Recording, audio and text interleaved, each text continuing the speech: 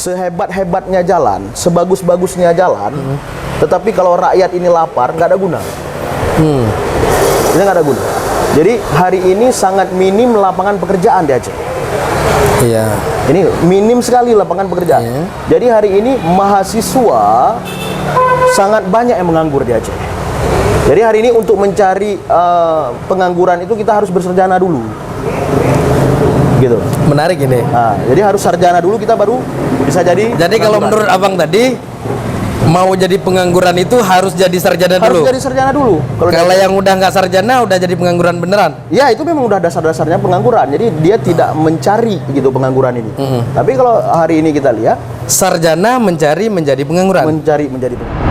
Saya ingin pemerintah Aceh yang untuk hari ini baik ke depan gitu manfaatkan dana OSUS ini menjadi ladang bagi kita rakyat Aceh, warga Aceh untuk mencari pekerjaan. Ciptakan. Sekarang kita lihat dengan dana OSUS ini apa yang sudah dibuat yang memang bisa menarik tenaga kerja.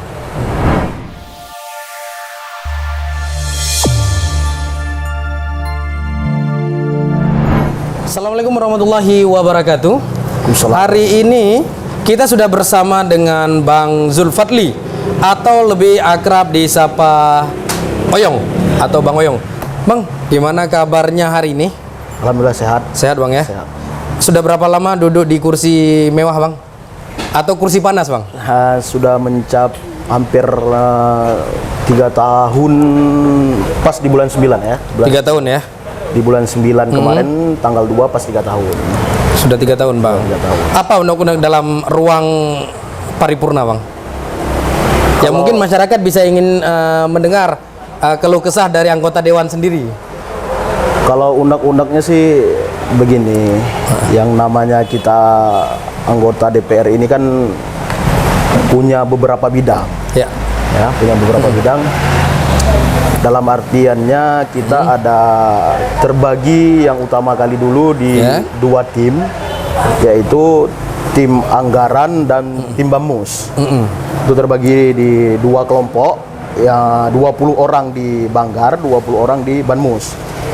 Ya. Sedangkan saya itu kan di posisi Banmus. Bamus, Badan Musyawarah. Badan Musyawarah. Jadi segala sesuatu yang ingin dilaksanakan oleh anggota DPR terlebih dahulu maka dibanmuskan dulu. Setelah sudah ada keputusan di Banmus maka baru terlaksana sebuah kegiatan. Cuma kalau di dalam paripurna, di dalam ruangan paripurna istilahnya begini, yang namanya kita bukan tim anggaran, kita tidak terlalu jauh mengetahui tentang anggaran-anggaran yang ada di Aceh Timur. Cuma kita tahu, cuma kita tidak ikut membahas. Cuma kita diberikan satu buku yang di situ anggaran APBK-nya sudah semua tercantum. Kegiatan-kegiatan semua sudah tercantum. Cuma kita tidak ikut membahas. Itu aja. Jadi masalah keluh kesah yang lain sih sepertinya nggak ada kalau keluh kesah. Jadi cuma inginnya kita itu bisa menyampaikan suatu problem walaupun kita bukan dari tim anggaran, tapi kita bisa menyampaikan problem-problemnya itu di ruang umum gitu. Bagaimana terkait dengan penyerapan aspirasi dari masyarakat mungkin di wilayah pemilihan Abang? Kalau menyerap aspirasi kita sangat terbatas, Bang. Oh gitu. Kita sangat terbatas. Apa yang terjadi sehingga penyerapan aspirasi itu sangat terbatas, Bang? Apa karena pandemi Covid di tahun pertama duduk?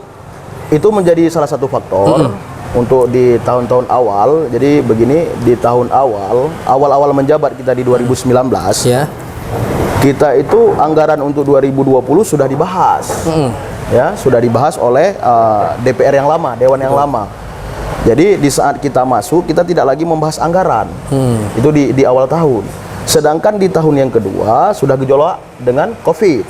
Gejolak dengan Covid sehingga kita pun sudah dibatasi. Sudah dibatasi dalam hal-hal anggaran ini sudah sangat dibatasi karena sudah banyak dikuncurkan ke anggaran Covid. Terus sekarang kewalahan kita dengan masyarakat ini Kita dana pokir yang disebutkan dengan dana pokir ataupun wewenang kita untuk memasukkan sebuah program itu sangat sedikit. Kenapa bisa seperti itu, Bang? Karena itu semua kan ketergantungan kepada pendapatan daerah. Pendapatan daerah. Jadi pendapatan daerah kita masih kecil, sehingga kita kurang dana untuk yang bisa kita masukkan program sendiri kepada pokir-pokir masyarakat tadi. Karena sangat terbatas. Contoh saya bilang, misalnya saya cuma mendapatkan anggaran itu 500 juta yang bisa saya masukkan program saya gitu. Itu keluhan-keluhan masyarakat yang disampaikan kepada saya masukkan program itu dengan anggaran 500 juta ini kan terbatas gitu.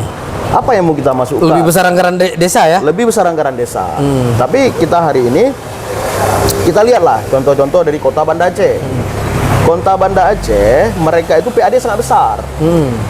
PAD Banda Aceh sangat besar. Dia PAD-nya mencapai ratusan miliar per tahunnya, gitu kan.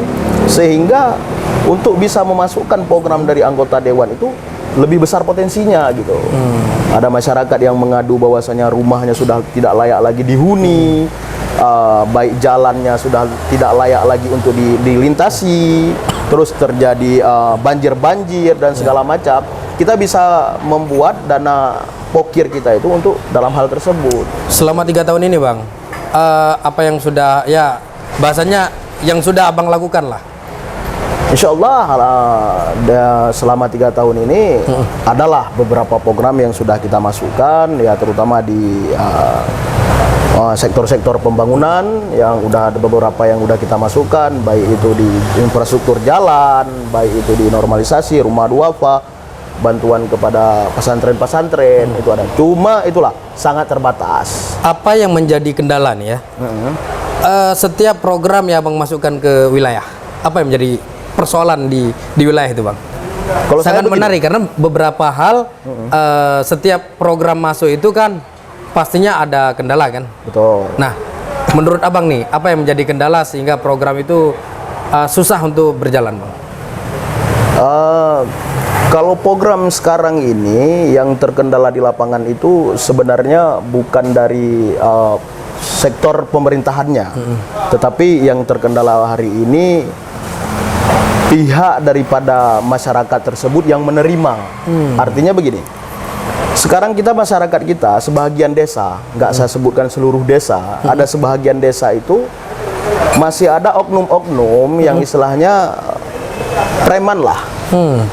Maksudnya masih ada preman-preman sago itu ataupun preman-preman di daerah itu, ketika kita masukkan mereka masih meminta kami harus ada sekian baru boleh kalian laksanakan kegiatan ini, kami harus begini baru boleh. Sedangkan hari ini kita ingin membangun daerah. Jadi saya sangat berharap itu nggak ada lagi lah di Aceh ini oknum-oknum yang sedemikian. Oknum-oknum, karena jangan memandang hari ini mau dari partai A, B, C, dan Z, jangan ada lagi gitu. Jadi semua sama. Kita yang berada di Aceh, khususnya di Aceh Timur, saya di Aceh Timur, ingin membangun Aceh Timur gitu. Jadi jangan ada lagi oknum-oknum yang mendesak bahwasanya kalau nggak ada ini karena kamu dari partai ini gitu, nggak boleh melaksanakan ini gitu. Jadi jangan ada lagi segmen-segmen sedemikian. Itu yang sangat saya harapkan. Jadi menjadi kendala ketika Abang bukan di partai tertentu, Bang. Ya, ini kita berbicara partai lokal dan partai nasional nih. Menjadi sebuah kendala. Waham dari masyarakat kita begini, Bang. Yang bahwasanya kami dari partai nasional ini seakan-akan kami ingin bekerja bukan untuk Aceh. Hanya partai lokal lah yang bekerja untuk Aceh. Sepemahaman mereka sedemikian. Tetapi hari ini kan logis kita berpikir, kita ini bukan sebuah negara, kecuali Aceh ini sudah menjadi sebuah negara. Kita hari ini masih Indonesia. Jadi anggaran semuanya masih ditentukan di pusat. Jadi sebenarnya lebih bersyukur kami dari ada terwakilan kami anak-anak Aceh ini di Parnas. Supaya bisa mengungkapkan keluh kesah apa yang kita rasakan di sini, di sana di pusat gitu. Begitu, Bang, ya. Jadi Ibaratnya ada anggota DPR RI dari kita yang sekarang berada di Senayan, ada anggota DPRA yang berada di provinsi, kita bisa menyampaikan kepada mereka. Iya. Tolong bantu Aceh Timur. Ini di Aceh Timur. Problema di Aceh Timur. Jadi kalau kita hanya berpatokan kepada Parlok, jadi batas kita itu sangat terbatas. Jarak kita itu sangat terbatas gitu. Betul. Kecuali kita sudah jadi negara. Tapi untuk ke sana juga itu sebuah hal yang menjadi mimpi kita bersama ya. Insya Allah kita berharapnya kan begitu. Berharap kita itu kan dari dulu dengan UUPA lah kita berbicara UUPA saat ini. Tentang UUPA ini kan menjadi bagian sebuah bingkai perdamaian kita di Aceh. Betul. Setelah tsunami Aceh. Betul. Nah, dan itu kan menjadi poin untuk kita bisa menuntaskan pasal-pasal yang ada dalam UUPA. Bukan begitu, Bang? Ya, betul. Cuman kan begini, Bang. UUPA hari ini yang sudah dilaksanakan tentang UUPA hari ini, kita lihat memang masih banyak yang kurang. Ya. Masih banyak yang kurang mengenai dalam UUPA. Hari ini kita harus pelajari dulu. Ya, kita pelajari dulu. Kurangnya UUPA ini atas kesalahan siapa? Kita harus pelajari itu dulu. Kesalahan siapa sehingga bisa UUPA yang sudah dirancang dalam UUPA ini sehingga tidak terlaksana karena faktor siapa dulu. Contoh hari ini saya beri pandangan hari ini dana OSUS. Ya. Itu dana OSUS hanya diberikan kepada kita dan Papua. Aceh dan Papua. Hari ini sudah terjadi pemotongan dana OSUS. 2023. 50% dana OSUS sudah dipotong. Ya, 50% sudah dipotong sehingga anggaran untuk kita itu sudah berkurang. Ya. Kenapa? Makanya saya sangat mengharap kepada pemerintah Aceh itu khususnya itu kenapa enggak dari dulu itu uang dana OSUS ini dimanfaatkan kepada infrastruktur yang memang sangat-sangat bermanfaat. Jadi jangan infrastruktur yang contohnya hari ini kita bilang pekerjaan hanya dilaksanakan jalan, jembatan, gorong-gorong dan lain-lain. Kenapa enggak hari ini dengan dana OSUS ini dibuatkan untuk menciptakan lapangan pekerjaan? Ada penyesalan, Bang, setelah 2% dana OSUS? Penyesalan sih selalu datang belakangan, gitu kan? Yang namanya penyesalan selalu di belakangan datangnya. Tapi saya untuk sisa dana OSUS 50% ini, saya ingin pemerintah Aceh yang untuk hari ini baik ke depan gitu, manfaatkan dana OSUS ini menjadi ladang bagi kita rakyat Aceh, warga Aceh untuk mencari pekerjaan. Ciptakan. Sekarang kita lihat dengan dana OSUS ini apa yang sudah dibuat yang memang bisa menarik tenaga kerja. Baik itu pabrik, baik itu tempat-tempat bangunan-bangunan yang bisa menampung tenaga kerja, belum ada dari dana OSUS. Belum banyak atau belum ada sama sekali, Bang? Kalau pantauan saya 0, sekian persen. Ada, tapi tidak optimal ya? Tidak optimal. Karena hari ini kan kita lihat contoh atasat bubusat saja. Kenapa bisa seperti itu, Bang? Ini kembali lagi ke kejadian ketika Abang membawa program Abang ke wilayah. Apakah itu yang menjadi problematika kita selama ini atau seperti apa, Bang? Tidak. Ini periode pertama duduk, Bang, ya? Saya periode pertama. Periode pertama. Dan sudah 3 tahun. Sudah 3 tahun menjabat. Dari Partai Nasdem. Ya, dari Nasdem. Jadi saya melihat bukan karena problema yang seperti saya sampaikan tadi. Bukan itu semata-matanya. Jadi hari ini mungkin dari pemimpin kita yang ada di provinsi ataupun yang dimanalah mereka berada, mereka lebih mengutamakan hari ini infrastruktur untuk jalan itu yang lebih diutama. Padahal analisa saya begini, sehebat-hebatnya jalan, sebagus-bagusnya jalan, tetapi kalau rakyat ini lapar, nggak ada guna. Ini nggak ada guna. Jadi hari ini sangat minim lapangan pekerjaan di Aceh. Iya. Ini minim sekali lapangan pekerjaan. Jadi hari ini mahasiswa sangat banyak yang menganggur di Aceh. Jadi hari ini untuk mencari pengangguran itu kita harus bersarjana dulu. Gitu. Menarik ini. Nah, jadi harus sarjana dulu kita baru bisa jadi. Jadi kalau menurut abang tadi mau jadi pengangguran itu harus jadi sarjana dulu. Harus jadi sarjana dulu. Kalau yang udah nggak sarjana udah jadi pengangguran beneran. Ya itu memang udah dasar-dasarnya pengangguran. Jadi dia tidak mencari gitu pengangguran ini. Tapi kalau hari ini kita lihat sarjana mencari menjadi pengangguran. Mencari menjadi pengangguran. Karena kenapa? Kita sehari ini sudah bergelar S1, ya. Kita hari ini sudah bergelar S2, ya. Sedangkan pekerjaan di tempat kita di sini nggak ada fasilitas satu tempat yang memang apakah itu pabrik atau apa itu kantoran atau yang lain-lain sebagainya. Jadi kita seorang S1 untuk mencari pekerjaan untuk jadi petani malu. Kita S1 untuk jadi nelayan malu. Kita S1 untuk menjadi kuli bangunan malu gitu. Jadi akhirnya kita mahal untuk menjadi pengangguran di Aceh.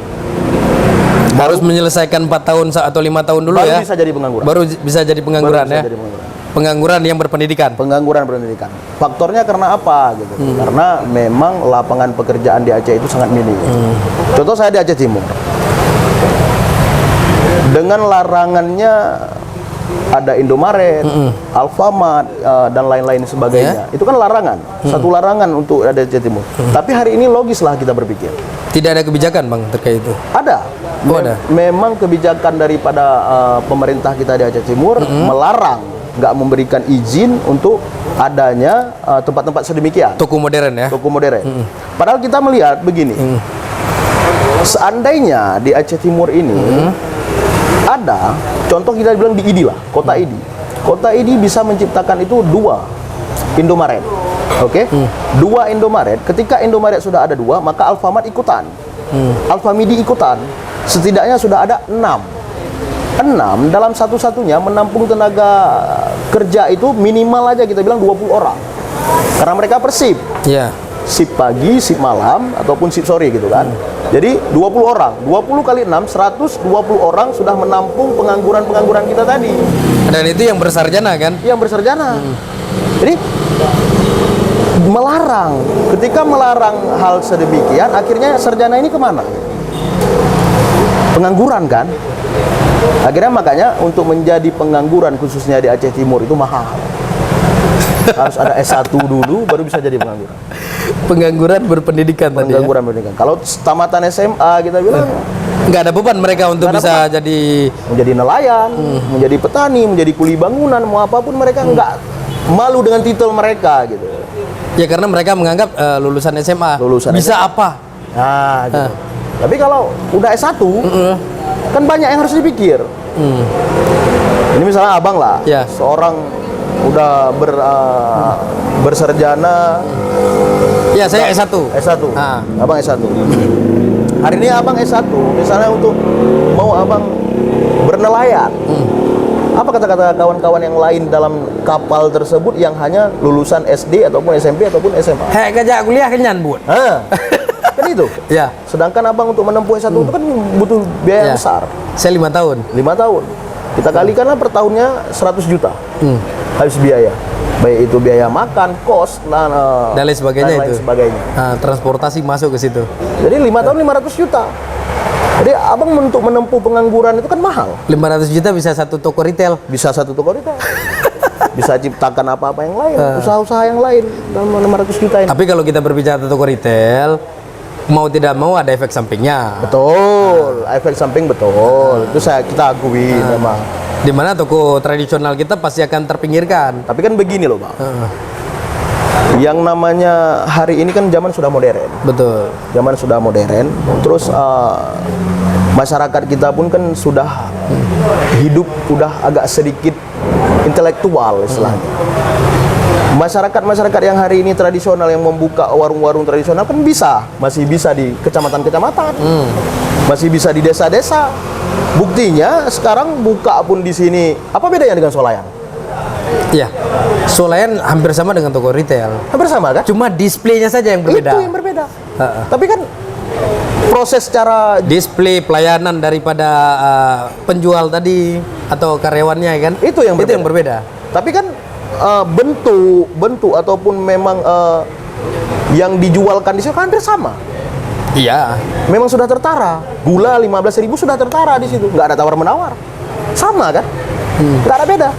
Gitu. Mau kita masuk ke tempat-tempat yang sudah agak modern, ya begitu juga. Di swalayan segitu juga. Jadi apa bedanya swalayan dengan tempat-tempat yang begini?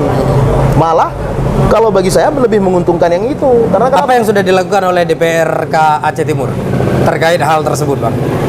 Karena kita berbicara tentang 3 tahun Abang duduk di DPRK. Ya. Kami sudah pernah diskusi dengan pemerintah daerah dalam hal ini, tetapi mereka sampai sekarang belum memberikan jawaban.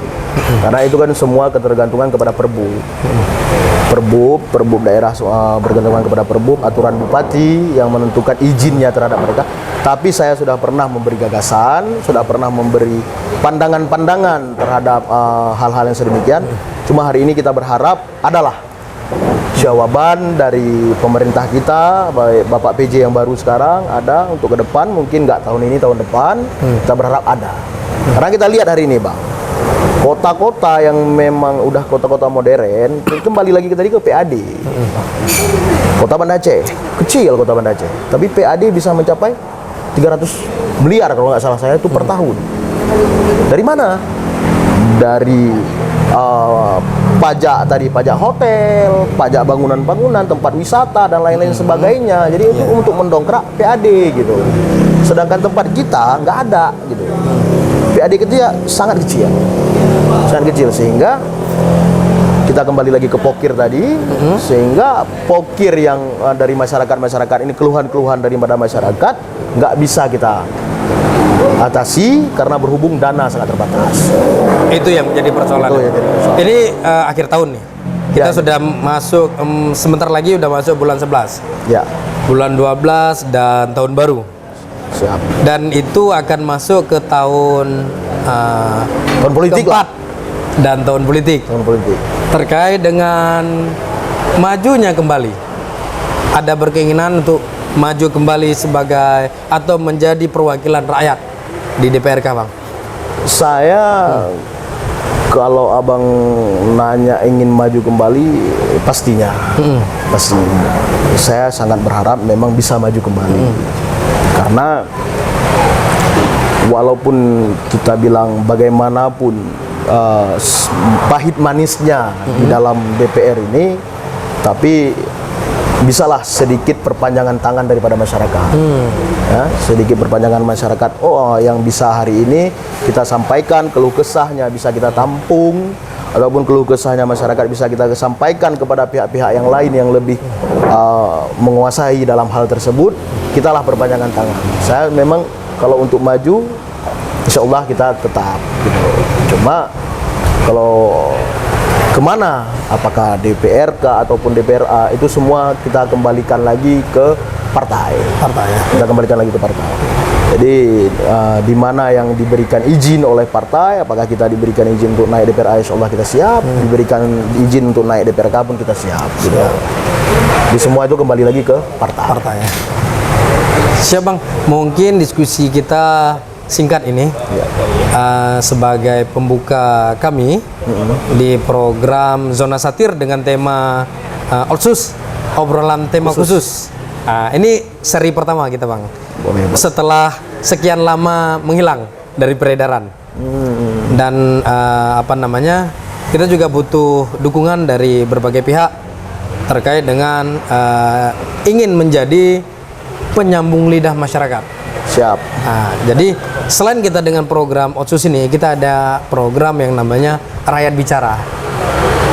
Rakyat Bicara itu nantinya kita ingin menjadi alternatif masyarakat menyuarakan suaranya. Ya. Jadi itu mohon dukungan nanti dari siap. Saya Abang, utama saat ini kita ngobrol dengan Abang. Saya kalau dalam hal-hal positif, kalau memang untuk kepentingan masyarakat, saya sangat setuju.